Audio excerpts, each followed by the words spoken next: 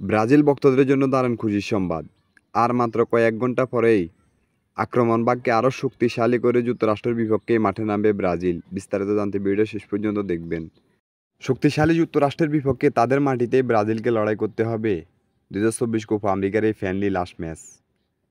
সেই ম্যাচের আগে মাস্টারমাইন্ড কোচ ডরিবল জুনিয়রকে যখন বেশ কিছু গণমাধ্যম প্রশ্ন করেছিল বিশ্ববালক তরুণ অ্যান্ডি ফিলিপে, রদ্রিগো বয়েস এবং ভিনিসিয়াস জুনিয়রের মধ্যে কাকে আপনি এগিয়ে রাখবেন, আর সেই প্রশ্নের উত্তরে মাস্টারমাইন্ড কোচ ডরিবল জুনিয়র বলেছে, আমি সর্বোচ্চ ভরসা রাখব ভিনিসিয়াস জুনিয়রের উপরে।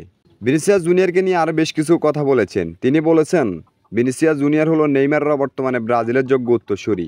একটা সময় আসবে ভিনিসিয়াস জুনিয়র অতীতের সবগুলো রেকর্ড ভেঙে ফেলবে। শুধু তাই নয়, তিনি ভিনিসিয়াস জুনিয়রে করবেন ব্রাজিলের মুখ উজ্জ্বল। একটা সময় ভিনিসিয়াস জুনিয়রের উপর আপনি চোখ বন্ধ করে বিশ্বাস রাখতে পারেন, ভিনিসিয়াস জুনিয়র সেটাই করবে।